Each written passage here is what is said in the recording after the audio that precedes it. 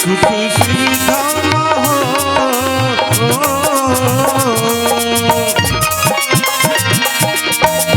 सुख सुविधा लगाए कैसे ना करके आए रहे वादा भुलाए कैसे ना करके आए रहे वादा भुलाए कैसे ना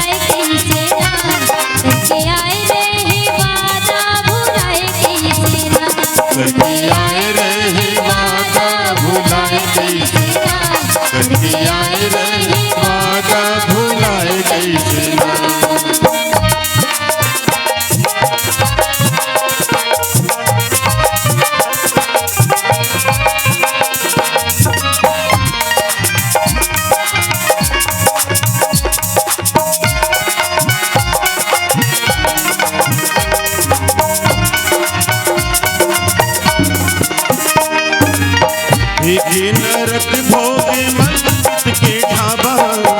पीरा मकोरम चाबी के चाबा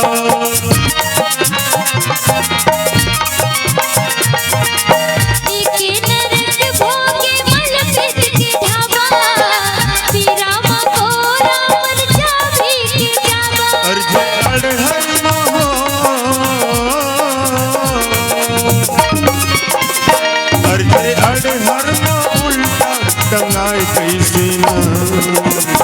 करके आए रहे वादा भुलाए कैसे ना करके आए रहे वादा भुलाए कैसे ना करके आए रहे वादा भुलाए कैसे ना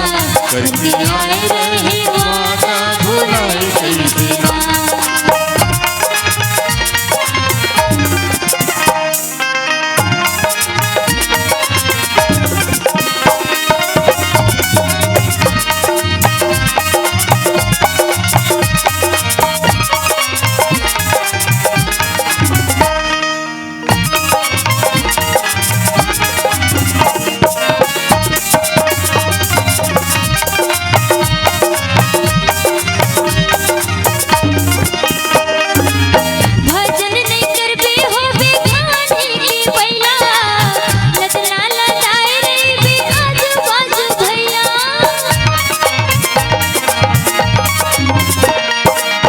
भजन नहीं करबे हो बेखानी के बैला लदना लदाए रही आजू बाजू भैया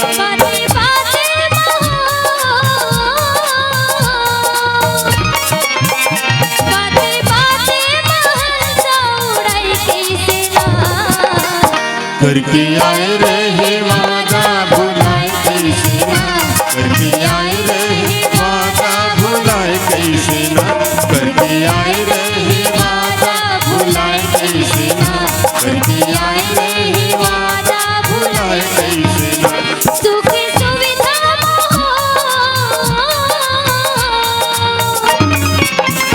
सुख सुविधा मन लगाए कैसे ना करके आए रहे वादा भुलाए कैसे ना करके आए रहे वादा भुलाए कैसे ना करके आए रहे वादा भुलाए कैसे ना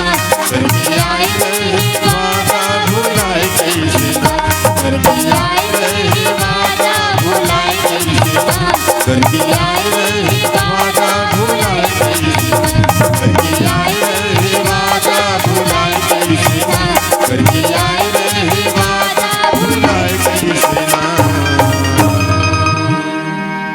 सियावर रामचंद्र जय। अगर आपको हमारा ये वीडियो पसंद आया हो तो लाइक, कमेंट और सब्सक्राइब ज़रूर कीजिए।